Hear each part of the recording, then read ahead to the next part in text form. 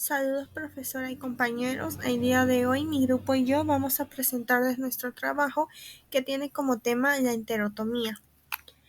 Como pueden ver en nuestro índice, los temas que vamos a tocar son la anatomía del intestino delgado, las consideraciones prequirúrgicas, las consideraciones anestésicas, la técnica quirúrgica usada en esta cirugía y las consideraciones postquirúrgicas. En cuanto a la anatomía, el intestino delgado se divide en tres partes: duodeno, yeyuno e ilion. Por tanto, se extiende desde el píloro hasta la unión ileocólica y mide entre 1 metro a metro y medio en gatos y entre 2 y 5 metros en perros. Además, este se compone estructuralmente de 4 capas: mucosa, submucosa, la capa muscular y la serosa. El duodeno es la primera porción del intestino delgado.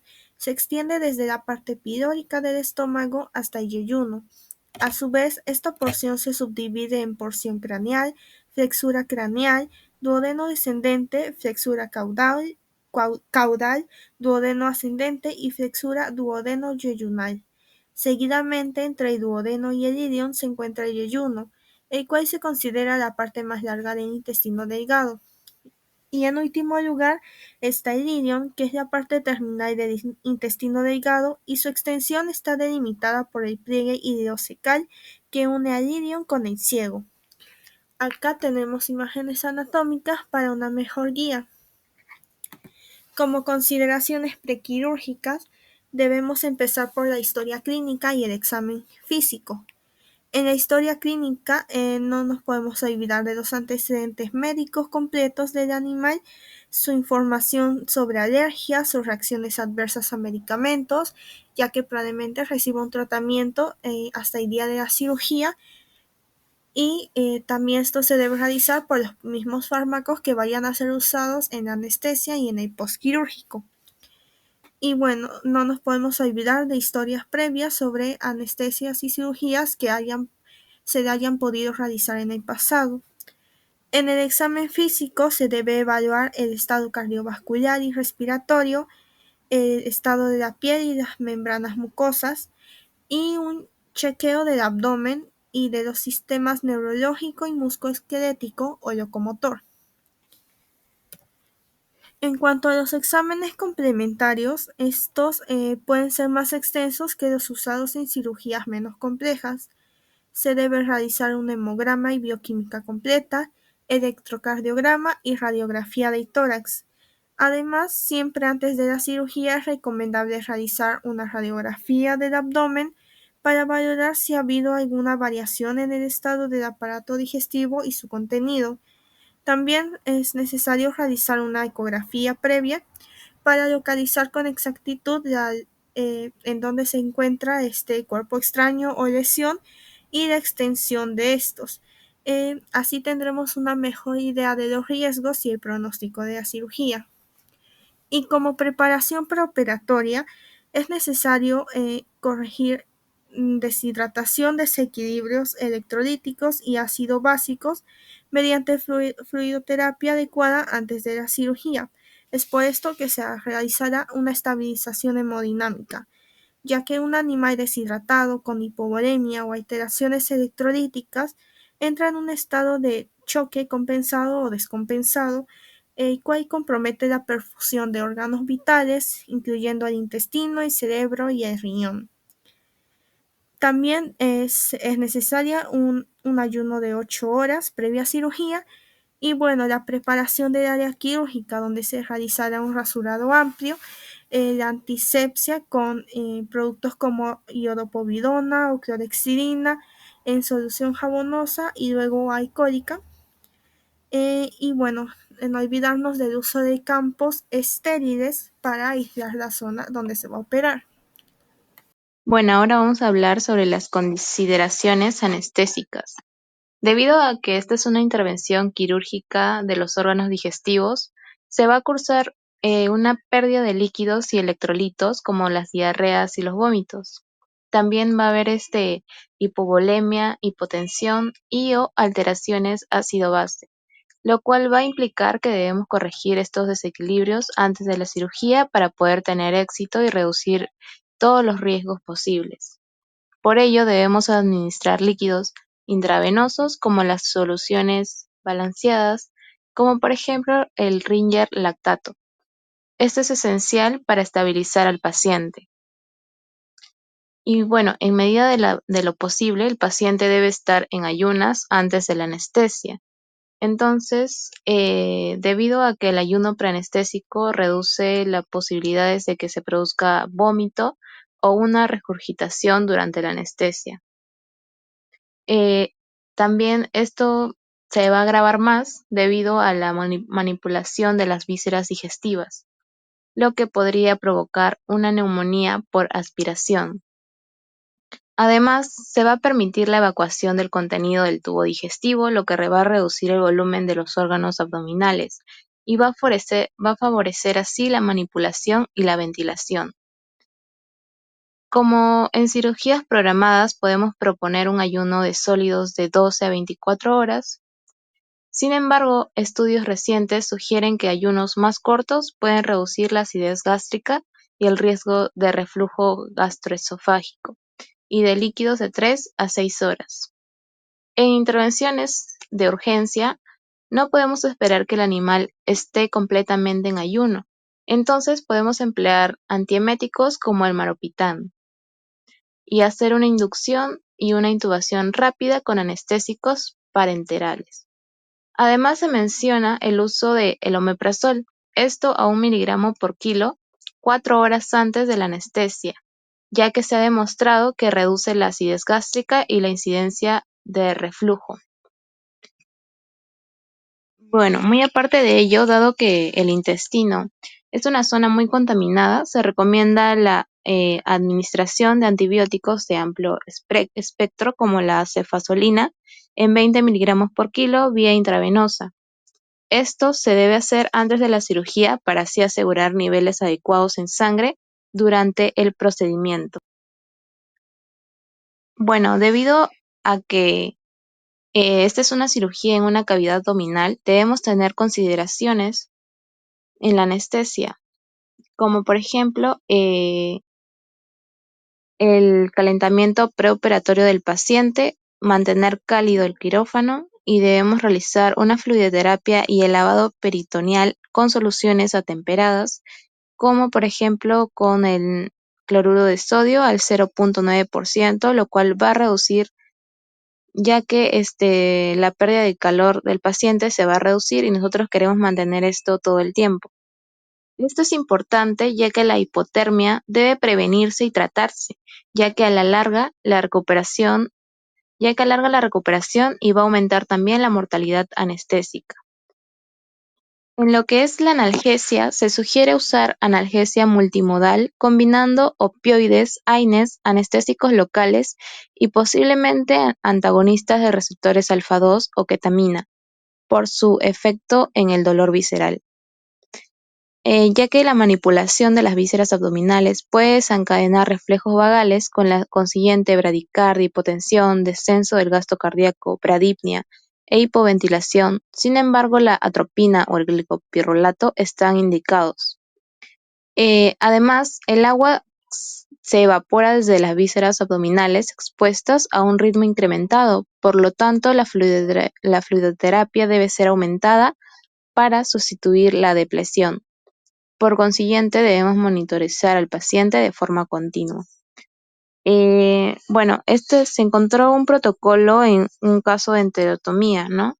Y en este caso clínico se encontró datos sobre que el paciente era un ASA3, por lo que se realizó una neuroleptoanalgesia con diazepam a 0.2 miligramos por kilo intravenosa y tramadol a 3 miligramos kilo por vía intravenosa. Para la inducción se utilizó propofol a 2 miligramos por kilo vía intravenosa y ketamina a 2 miligramos por kilo.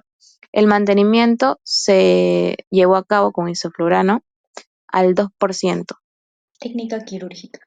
La enterotomía se realiza para la extracción de cuerpos extraños cuando las alteraciones de la pared intestinal es reversible o para obtener biopsias de todas las capas intestinales. Como primer paso vamos a hacer lo que es una apertura y exposición quirúrgica. Se realizará una incisión en la línea media ventral de la apófisis sifoides hasta la pubis. Eh, una vez que tengamos acceso a la cavidad abdominal, desplazaremos suavemente el aumento mayor hacia craneal o lateral con los dedos o pinzas atraumáticas, evitando traccionar. Realizaremos lo que es una inspección sistemática de los órganos abdominales y a continuación se va extrayendo poco a poco el intestino y se vuelve a introducir en el abdomen hasta localizar la zona obstructiva, la cual se debe aislar de la cavidad abdominal mediante compresas o paños quirúrgicos estériles, los cuales se deben humedecer con suero fisiológico.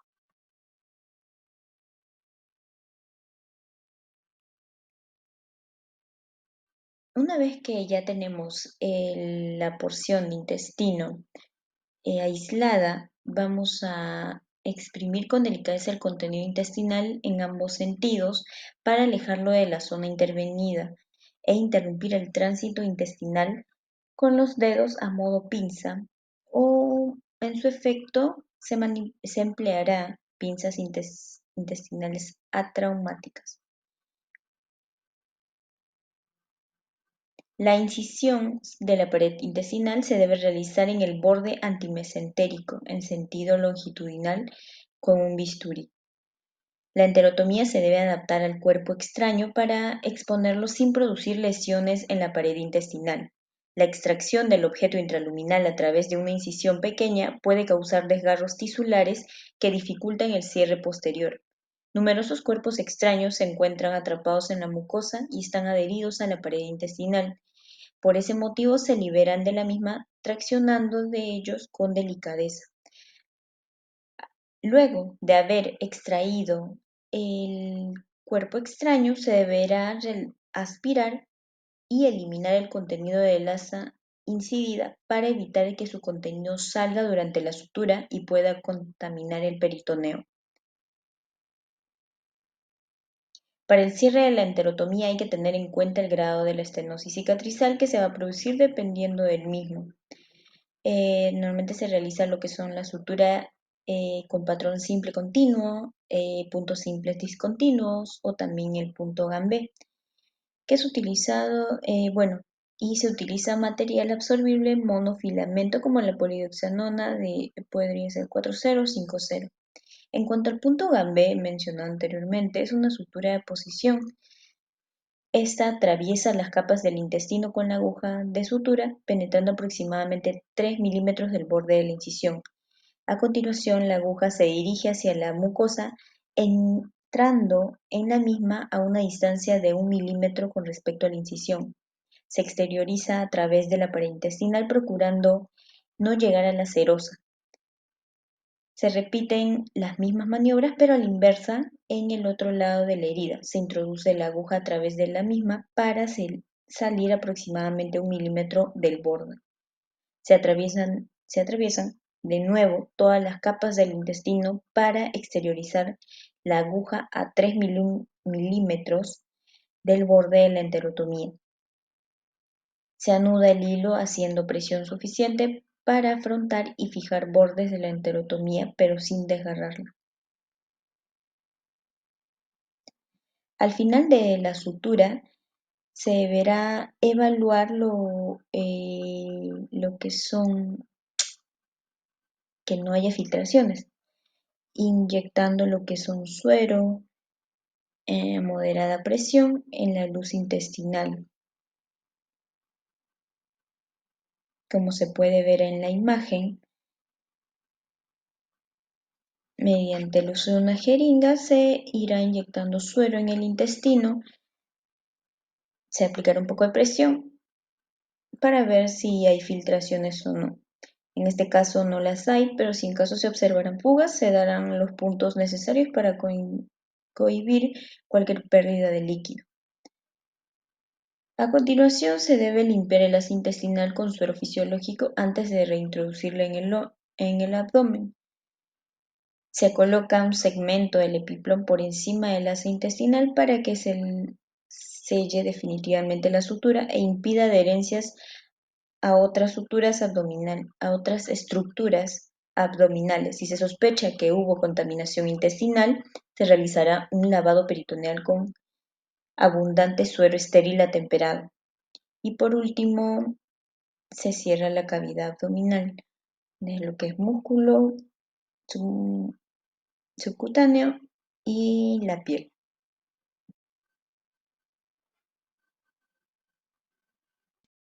Bueno, las consideraciones posquirúrgicas, para esto tenemos que tener una observación al paciente para estar alerta a signos de peritonitis como depresión, fiebre, dolor abdominal excesivo, vómito o ilio. No se debe administrar agua o alimento hasta 12 a 24 horas después de la cirugía. Y conforme el animal regresa a sus hábitos normales de comer y beber, se disminuye gradualmente la terapéutica de líquidos y electrolitos. También el tratamiento con antibiótico se requiere para reducir las bacterias en el intestino y disminuir el riesgo de su paso hacia la circulación a través de la mucosa lesionada. Bueno, en casos de obstrucción simple, como es el cuerpo extraño, se puede emplear también ampicilina o sulbactam a 20 miligramos por kilo previo a la cirugía y como postquirúrgico cada 12 horas. Se recomienda una dieta blanda a base de ID, como por ejemplo el HILS, la cual se recomienda por un periodo de un mes.